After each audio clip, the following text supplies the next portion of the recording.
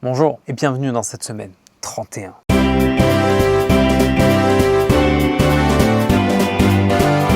J'ai une bonne nouvelle aussi, Chispa et Rio s'entendent bien. Donc Rio c'est le chien de mon beau-père et Chispa c'est le chien de ma mère. Donc ils habitent tous dans la même maison et tout ça. Et au début, en fait, Rio est un peu caractériel, disons.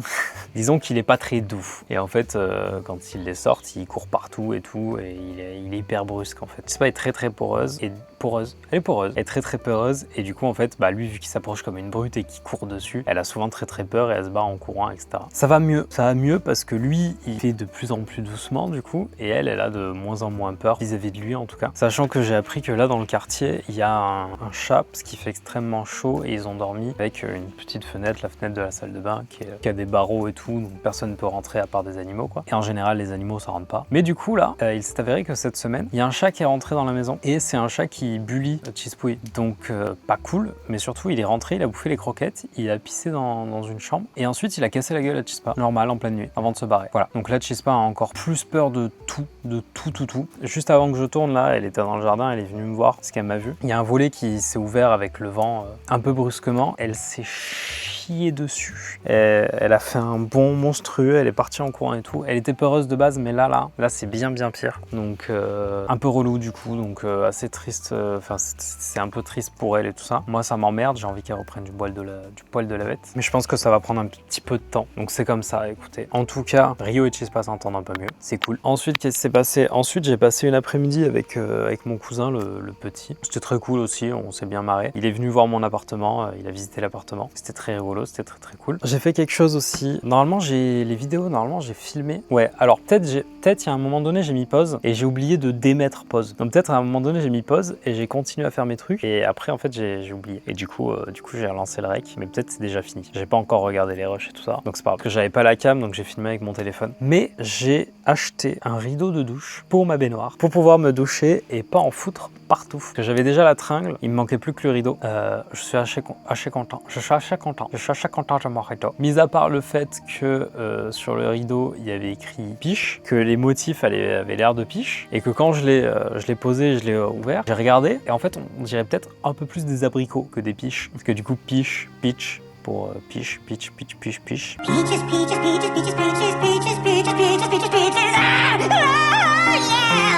Pour ceux qui ne savent pas en anglais, c'est des pêches. Ça se ressemble vachement, très corrélé. C'est des pêches. Ah oui, je me suis arraché la gueule aussi. Je me suis pris le placard de la cuisine. Du coup, je dors dans la cuisine, sous les placards qui sont en hauteur. Sauf qu'il y en a un, l'aimant, parce que c'est un système d'aimant qui se colle. L'aimant est sorti de sa goulotte, du coup, il reste accroché à la porte. Donc en fait, si je fais pas gaffe, que je l'ouvre un peu sec, l'aimant reste accroché. Et en le refermant, il se referme pas et il se rouvre petit à petit à la moitié. Du coup, je me suis levé et j'ai failli m'éborgner, mais c'est bien, je me suis juste arraché le nez. Donc ça va, au moins, je suis pas aveugle. On retourne au rideau de douche. El famoso rideau de ducha. El famosito ridito de duchato. Du coup, c'est des abricots. Enfin, ça a vraiment plus la gueule d'abricot que de pêche. Donc, je suis assez déçu. Mais c'est pas grave, il est tout de même très beau. Il est tout de même magnifique. Et j'ai aussi changé le robinet de la douche. Enfin, de la baignoire. Je l'ai changé pour mettre un mitigeur. Parce que c'était un robinet où, quand tu lèves, tu tournes à droite et à gauche, tu choisis la température, impossible d'avoir une température correcte avec ce truc là, ça m'énerve. Donc pour les quelques mois où ça va rester en travaux et afin de pouvoir me doucher chez moi aussi, parce que c'est très chiant sinon, genre quand je rentre à 4h du mat par exemple, après une presta, c'est relou de venir me doucher chez ma mère et repartir dormir chez moi. Parce que d'une, chez ma mère, j'y dors plus parce qu'il fait hard chaud. Je suis obligé de dormir avec le ventilo, donc ça m'a saoulé. Et surtout chez moi, il fait pas chaud. Donc je laisse la fenêtre ouverte, ça fait courant d'air et j'ai de l'air qui circule tout le temps. Et il fait pas trop mauvais quoi. Il fait pas trop chaud. Donc très pratique. Donc je dors chez moi. Ce qui fait qu'il me fallait une douche opérationnelle pour éviter de faire des allers-retours pour rien tout ça. Donc je suis très content, j'ai mis le petit mitigeur. Il se peut que au niveau du tuyau pour aller jusqu'au pommeau, j'ai remis le joint d'avant parce que j'en avais pas d'autres. Et il se peut que ça fuit un peu. Et il se peut que hier, mon beau-père, Kiko, du coup, m'ait donné des joints. Je l'ai changé. Et il se peut que ça fuit encore. Mais beaucoup moins. C'est très peu. Donc en vrai, c'est pas très grave pour le peu de mois que ça va rester comme ça. Ça va rester comme ça. Et faites très attention si vous allez à Leroy Merlin pour acheter des mitigeurs. Si vous voulez un truc un peu temporaire comme moi. Le premier prix, donc en fait, ils sont tous sur des estompes. Donc c'est pas le bon mot, sur une sorte d'estrade en fait. Enfin, en gros, ils sont présentés 3 par 3 en colonne de 3. Et tu as bien une section mitigeur, une section robinet normal, une section machin, une section bidule. Il faut savoir que le moins cher de la section mitigeur est à 54 €, puis 75, puis 80, je sais pas combien. Ça fait énormément d'argent pour un truc qui va pas rester longtemps. Je me suis résigné, je me suis dit vas-y, c'est pas grave, 50 balles, de toute façon je prends le moins cher, c'est le classique, etc. T'as le présentoir, c'est ça que je cherchais comme mot. T'as le présentoir qui est en haut et du coup les articles sont en dessous. Je vais pour aller attraper le 54 € et je vois juste à côté écrit premier prix. Je me dis tiens, c'est marrant, il est à 27 €, c'est quand même vachement moins cher. Et je me dis ça doit être un robinet à côté, c'est pas possible que ce soit un mitigeur. Voilà. Je regarde quand même en fait. Et il s'avère que c'est un mitigeur. Il s'avère que c'est un mitigeur à 27 €, moins cher que celui qui est présenté comme le moins cher. Parce qu'en fait ce mitigeur là est pas présenté dans la section mitigeur. Il est posé donc sur le présentoir, à la fin des robinets normaux, tout en haut, caché, en mode c'est le robinet en haut de luxe quoi. Enfin, parce que c'est par ordre de prix. Et en fait, je pense qu'ils ont fait exprès de le cacher, parce que toi t'es matrixé par le fait que là ce soit les mitigeurs, donc tu regardes absolument pas à côté. Et donc tu vois absolument pas qu'il y a un mitigeur là aussi qui est pas cher. Donc, croyez-moi bien que j'ai pris celui-là. Donc j'ai réussi à avoir le mitigeur moins cher. Donc faites attention si jamais vous allez dans des magasins et tout ça. Ils vont toujours mettre en avant quelque chose de pas cher, mais de plus cher que ce qu'ils ont. Enfin, c'est du marketing, donc pensez à bien regarder tout ça, à bien tout regarder en général. À part ça, j'ai aussi eu l'idée d'accrocher des anneaux dans mon garage pour faire un parcours, pour m'entraîner pour la Spartan. Beaucoup de solutions sont venues à moi. Le fait qu'il reste que 25 € sur mon compte à cause du Hellfest, c'est une solution qui m'a paru assez violente aussi. Donc beaucoup de solutions ont sauté du fait qu'elle soit extrêmement chère. Je suis à la recherche d'anneaux. Alors ce sera trop tard quand vous verrez cette vidéo. J'espère que j'en aurai très certainement trouvé. Parce que mon frère en a 2, donc m'en a prêté 2. Mais s'entraîner avec 2, c'est un peu léger. Mais merci à lui quoi qu'il arrive. Merci beaucoup. Merci beaucoup. Merci beaucoup. Merci beaucoup. Merci beaucoup. Donc j'espère que j'en ai trouvé. Du coup, en termes de fixation, qu'est-ce que j'ai trouvé comme fixation? J'ai trouvé du scellement chimique, ce qu'ils appellent ça, une cheville chimique. En fait, tu perces, fais ton trou, tu nettoies bien ton petit trou. Tu viens insérer, donc c'est comme les tubes de colle, de joint et tout ça. Tu viens le remplir à moitié, enfin ce qui est indiqué sur le tube de toute façon. Et ensuite, tu viens visser ta vis ou mettre ce que tu veux dedans et tu laisses sécher. Et en fait, ça te recrée entre guillemets un béton. Ça te fait une cheville chimique qui est dure de ouf et qui tient de malade apparemment. Enfin là, du coup, celui que j'ai, c'est pour 1 tonne, je crois. Normalement, je fais pas 1 tonne. Normalement, je vais pas tirer 1 tonne, ça devrait bien se passer. Donc, pour l'instant, j'ai pris un petit kit avec 4, donc parce que ça va être des vis, mais avec juste un pas de vis. Enfin, c'est pas des vis du coup, je sais pas trop comment appeler ça. Des tiges avec un pas de vis que je vais venir enfoncer dans le trou et ensuite je vais rajouter un crochet à visser dessus. Comme ça, je pourrais passer une sangle, une corde ou quoi que ce soit pour attacher les anneaux. Et ce sera la solution la plus économique et la plus simple. Donc pour les anneaux, ça y a pas de souci. Par contre, il faut que je trouve une solution pour accrocher des barres verticales pour pouvoir faire des petits monkey bars. Bien évidemment. Ça, j'ai pas encore tout à fait trouvé, mais j'ai trouvé potentiellement une solution en mélangeant plein d'idées qu'on m'a données. C'est récupérer 2 poutres. Une poutre. 2 grandes poutres, assez solides quand même. Récupérer des barres, donc à voir si c'est des barres de 50 cm de diamètre. J'en ai vu qui sont à 16 € à Leroy Merlin, donc en vrai, c'est peut-être une bonne solution et je les coupe, je sais pas, en vrai, j'ai pas besoin de plus que ça, tu vois. Et je les coupe à, ça fait quoi? Ça fait même pas 1 mètre, ça doit faire 1 mètre, donc ça doit faire 70 cm. Je les coupe à 70 cm. Je viens dans ces poutres-là, Une poutre. prendre une mesure, faire un trou pour faire passer la barre, la faire passer des 2 côtés, visser le tout pour que ce soit en fait solide, que ça tienne l'un avec l'autre. En fait, faire une échelle pour que ça tienne, pour faire une échelle. Et ensuite, cette échelle-là sera vachement plus simple à fixer sur mon plafond parce que du coup, j'aurai que la poutre à fixer entre guillemets. Une poutre. Une big poutre.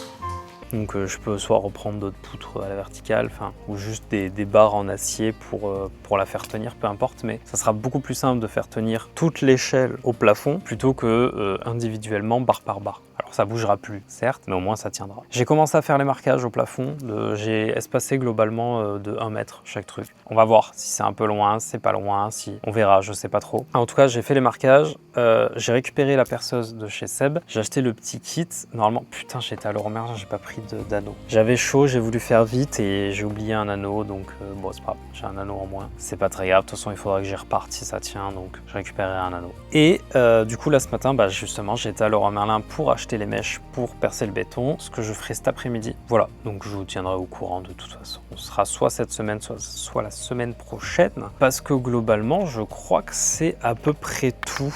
Ce week-end, j'ai Lisa qui est venue, Lisouille qui est venue passer le week-end. Elle est arrivée vendredi et repartie dimanche. C'était les fêtes de Bayonne d'ailleurs. Belle précision, c'était les fêtes de Bayonne. Alors je ne les fais pas parce que je n'aime pas la foule, parce que je n'aime pas les fêtes, parce que c'est trop gros, parce qu'il y a trop de cons, parce qu'il y a trop d'alcool, parce qu'il y a beaucoup de choses que je n'aime pas au final là-dedans. Tu me diras, ça ressemble beaucoup à Hellfest ce que tu viens de me dire.